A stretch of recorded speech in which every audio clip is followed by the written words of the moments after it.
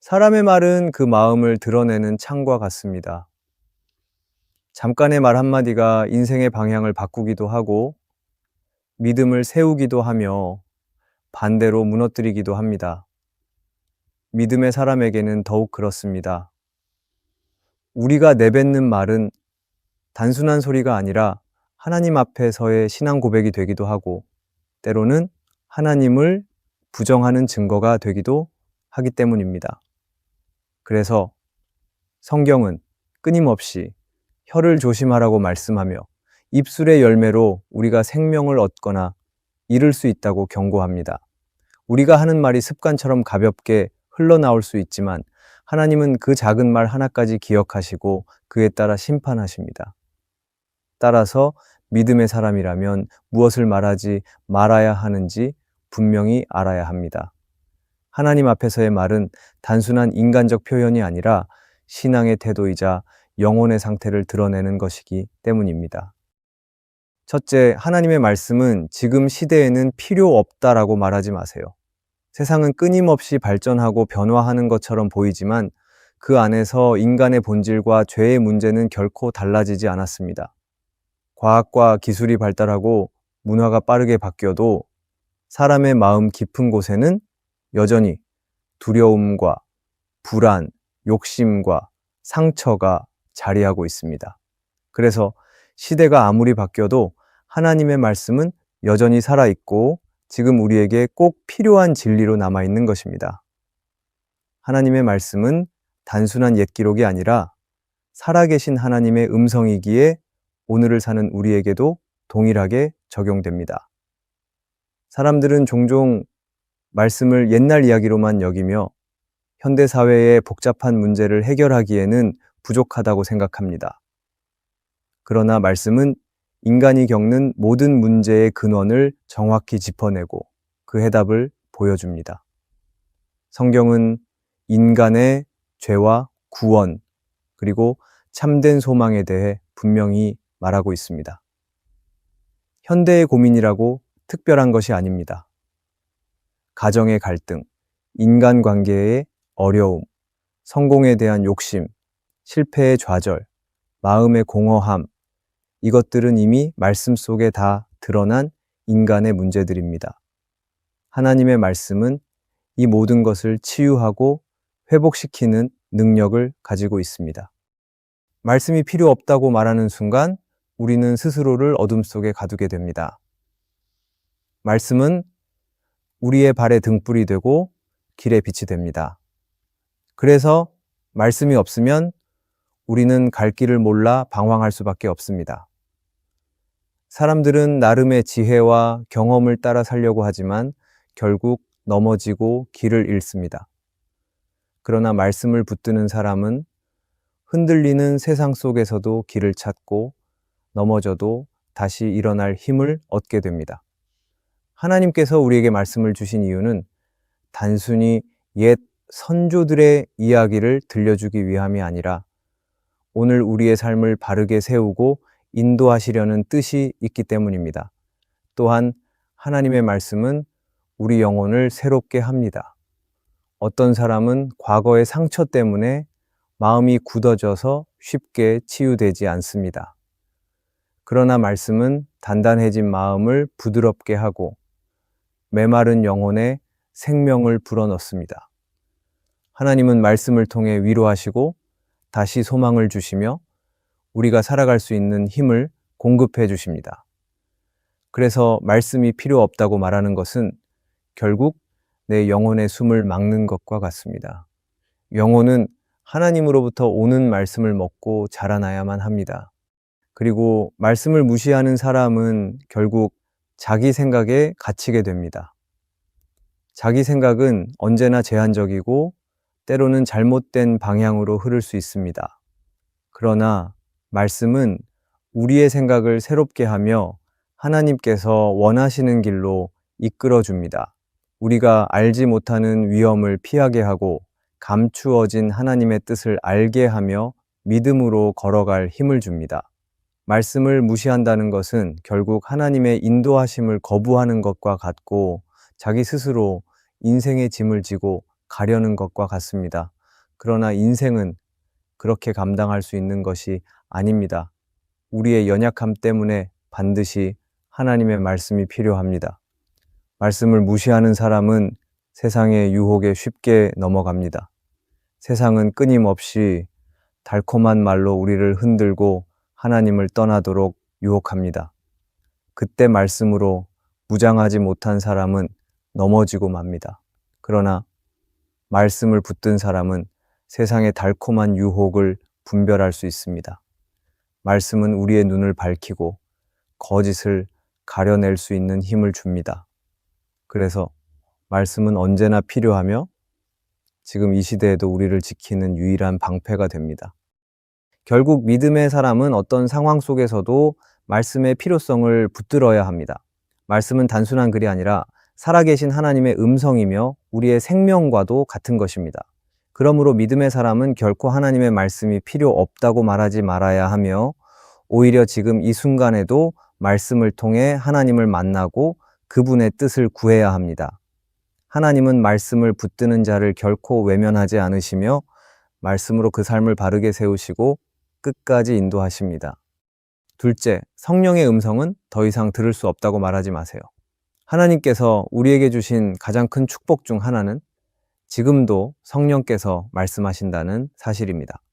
성령은 과거에만 역사하신 분이 아니라 지금도 우리의 마음을 감찰하시고 삶의 모든 자리에서 하나님의 뜻을 알려주십니다.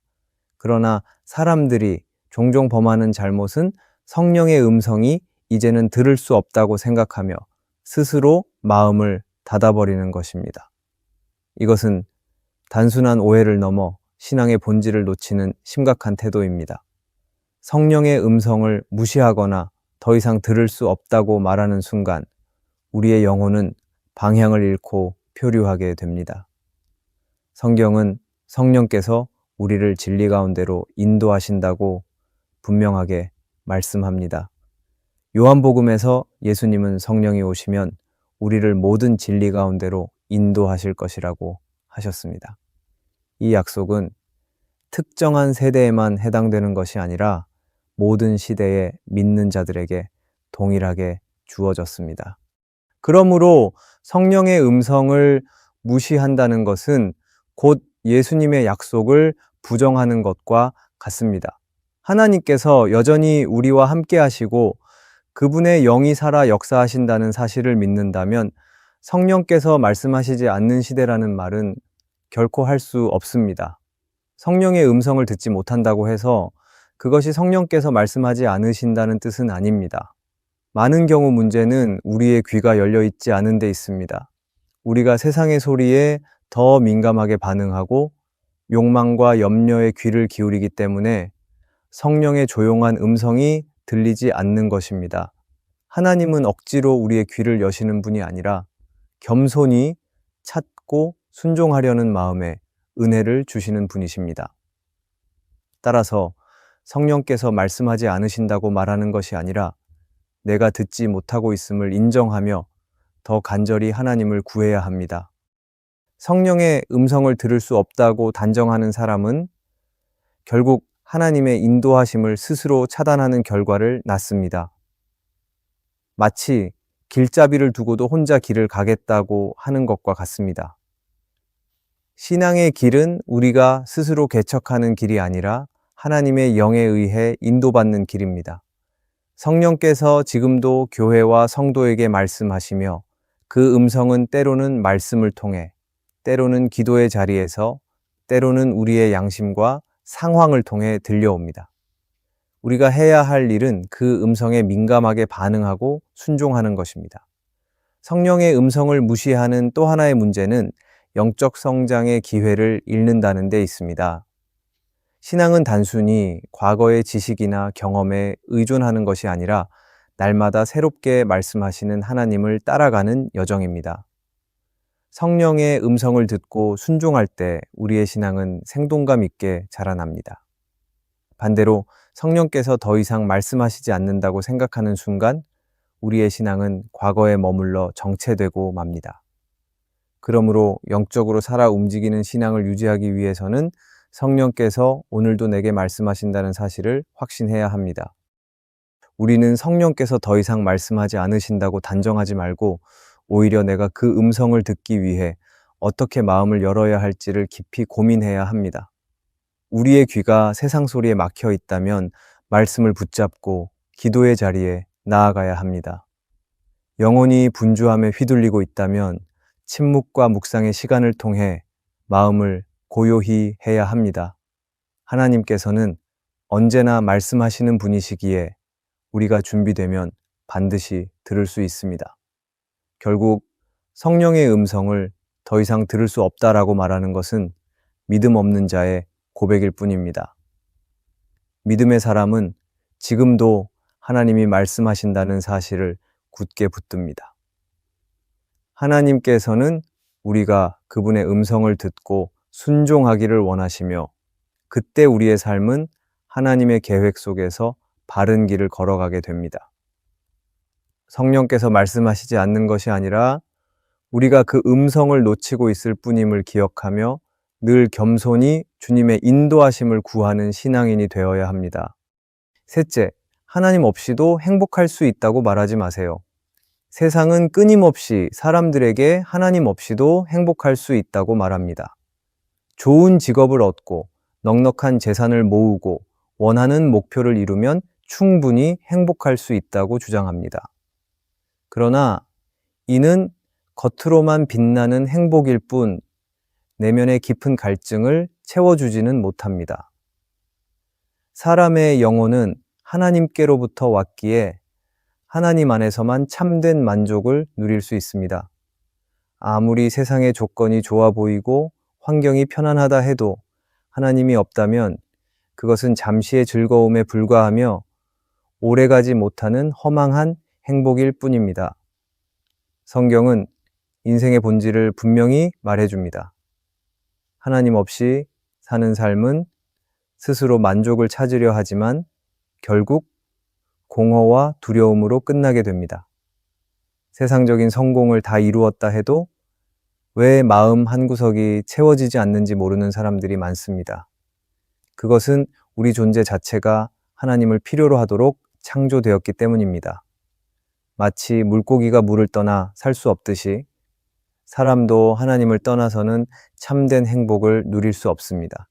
하나님 없이도 행복할 수 있다고 말하는 것은 우리 영혼의 근본 구조를 부정하는 것과 같습니다. 또한 하나님 없는 행복은 오래 지속되지 못합니다. 돈이나 명예는 잠시 만족을 줄 수 있으나 시간이 지나면 더 큰 공허가 찾아옵니다. 그것은 우리의 마음이 무한한 것을 원하기 때문입니다. 세상의 유한한 것으로는 이 무한한 갈망을 채울 수 없습니다. 하나님만이 우리의 갈증을 해소하시며 그분 안에서만 진정한 평안과 기쁨이 주어집니다.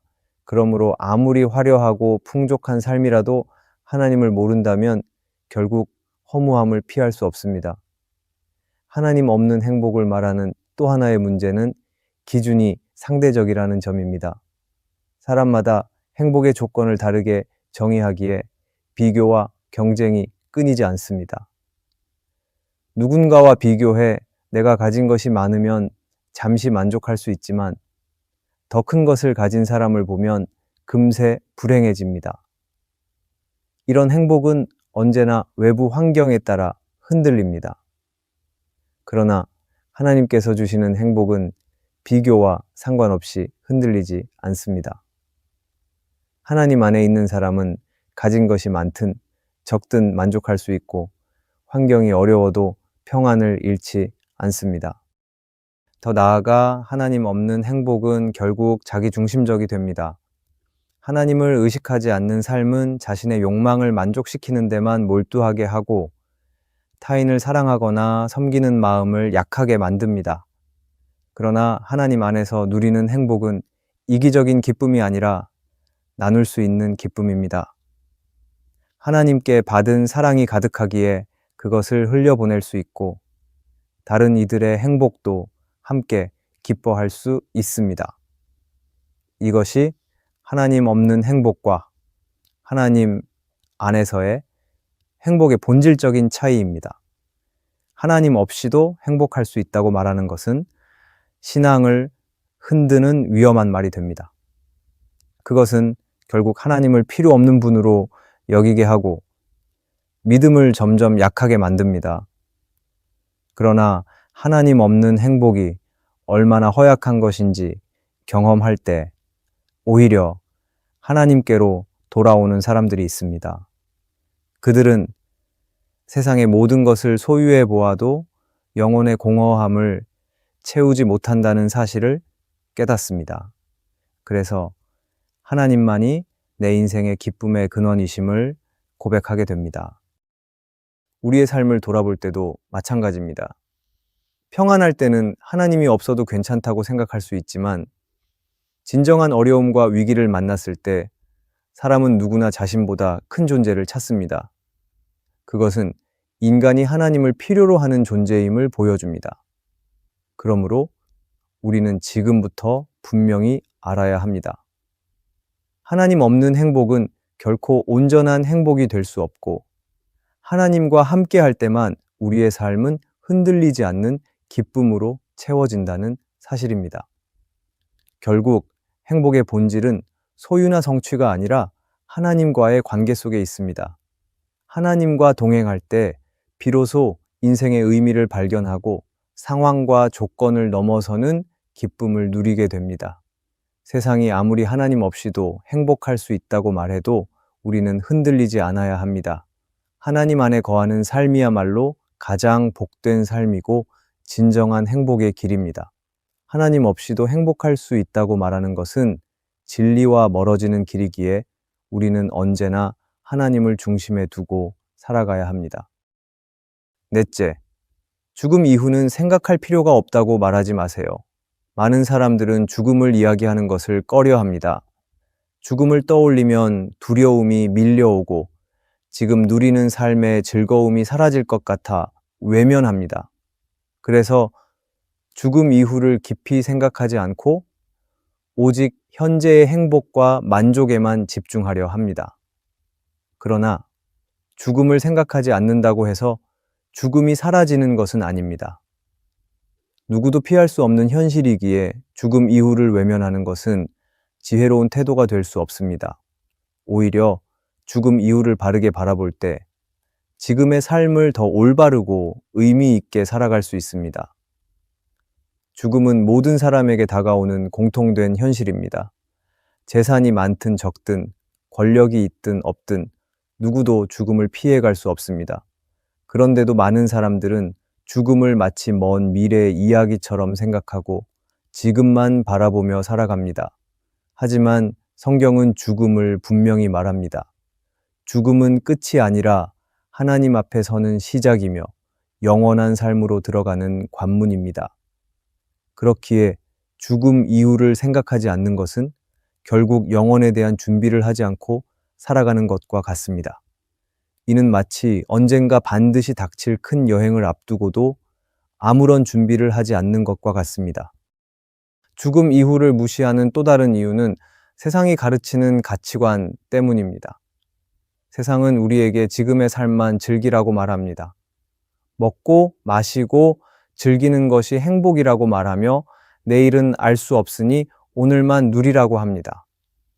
그러나 이 말은 영원한 삶의 관점에서는 매우 위험한 생각입니다. 오늘만을 위해 사는 삶은 순간적인 쾌락은 줄 수 있지만 결국 끝없는 허무로 이어집니다. 왜냐하면 영혼은 영원을 사모하도록 창조되었기 때문입니다. 순간의 즐거움으로 영혼을 채울 수는 없습니다. 죽음 이후를 생각하지 않는 태도는 삶의 방향을 잃게 만듭니다. 사람은 죽음 이후에 무엇이 있는지 알지 못하면 결국 삶을 의미 없이 흘려보내게 됩니다. 그러나 죽음을 직시하는 사람은 삶을 더욱 진지하게 바라보고 더 깊은 가치를 붙잡으려 합니다. 성경은 죽음을 두려워하지 말라고 말하지만 동시에 죽음을 준비하며 살아가라고 가르칩니다. 죽음을 준비한다는 것은 단순히 마지막 순간을 대비하는 것이 아니라 지금 이 순간을 하나님 앞에서 바르게 살아간다는 뜻입니다. 죽음 이후를 생각하지 않는 사람은 종종 현실의 문제를 더 크게 두려워합니다. 반대로 죽음을 넘어서 영원한 생명을 바라보는 사람은 현실의 어려움조차 담대히 이겨냅니다. 영원의 관점으로 삶을 바라보면 지금의 고난도 잠시일 뿐이라는 것을 알게 됩니다. 그러나 죽음 이후를 무시하면 현재의 고난이 전부인 것처럼 느껴지고 작은 문제에도 쉽게 낙심하게 됩니다. 죽음을 생각하는 것은 삶을 무겁게 만드는 것이 아니라 오히려 삶을 가볍게 합니다. 왜냐하면 우리는 영원한 소망을 붙잡게 되기 때문입니다. 죽음을 부정하는 태도는 결국 영혼을 위험에 빠뜨립니다. 죽음을 외면하면 하나님과의 관계도 외면하게 되고 회개와 믿음의 기회도 놓칠 수 있습니다. 그러나 죽음을 생각하는 사람은 하루하루를 더 귀하게 여기며 하나님을 더욱 의지하게 됩니다. 지금은 내 삶을 마음대로 살아도 괜찮다고 생각하지만 죽음 앞에서는 누구도 자신의 힘으로 설 수 없습니다. 오직 하나님 안에서만 우리는 죽음을 넘어서는 소망을 얻을 수 있습니다. 죽음을 깊이 생각할 때 우리는 현재의 삶을 더 사랑하게 됩니다. 언젠가 끝이 있다는 사실을 알기에 지금 주어진 시간과 관계를 소중히 여기게 되고 하나님께 더 충실히 살아가려는 마음을 갖게 됩니다.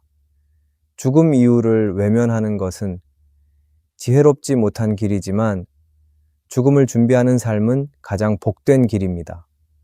죽음 이후를 묵상하며 살아가는 사람은 흔들림 없는 소망을 품고 그 소망이 삶을 지탱하는 힘이 됩니다. 그러므로 우리는 결코 죽음 이후는 생각할 필요가 없다고 말해서는 안 됩니다. 오히려 죽음을 분명히 인식하며 영원을 준비해야 합니다. 그것이 바로 지금을 가장 값지게 살아가는 길이기 때문입니다. 하나님 앞에서 영원한 생명을 바라보고 살아가는 사람은 어떤 상황 속에서도 흔들리지 않고 끝까지 믿음을 지킬 수 있습니다.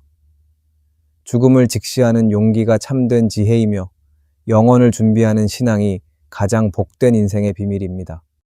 우리가 살아가는 세상은 하나님을 부정하거나 신앙을 가볍게 여기도록 만드는 수많은 유혹으로 가득합니다.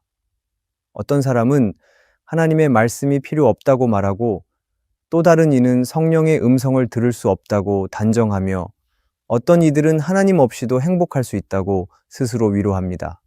그리고 죽음 이후의 삶은 전혀 생각할 필요가 없다고 말하며 눈앞의 삶에만 몰두합니다. 그러나 성경은 분명히 말합니다. 하나님의 말씀은 오늘도 살아있고 성령은 지금도 우리 안에 역사하시며 참된 행복은 하나님 안에서만 주어지고 죽음은 끝이 아니라 영원한 삶의 시작입니다. 오늘 우리가 붙잡아야 할 진리는 분명합니다. 하나님의 말씀은 여전히 필요하며 성령은 지금도 말씀하시고 하나님 안에서만 행복이 있으며 죽음 이후는 반드시 준비해야 할 현실입니다. 이 믿음의 고백을 잃지 않고 끝까지 지킬 때 우리는 흔들리지 않는 소망 가운데 살게 될 것입니다. 예수 그리스도 안에서 주어지는 이 영원한 생명과 소망을 굳게 붙들며 살아가시기를 간절히 바랍니다. 오늘의 말씀이 은혜가 되셨다면 댓글에 아멘이라고 적어주시면 감사하겠습니다. 여러분들이 남겨주시는 댓글은 정말 큰 힘이 됩니다. 그리고 여러분들이 눌러주시는 좋아요와 구독도 큰 힘이 됩니다. 오늘도 함께 해주셔서 감사합니다. 기도하겠습니다. 하나님 아버지, 우리의 입술이 주님의 뜻을 거스르는 말을 내뱉지 않도록 지켜 주옵소서. 세상의 생각을 따르지 않고 말씀 위에 굳게 서게 하시며 믿음의 고백을 잃지 않게 인도해 주옵소서. 우리의 연약함을 덮으시고 성령께서 늘 동행하시어 바른 길로 이끌어 주옵소서. 하루하루의 삶 속에서 주님을 높이며 살아가게 하시고 복된 언어로 주님께 영광 돌리게 하옵소서. 예수님의 이름으로 기도합니다. 아멘.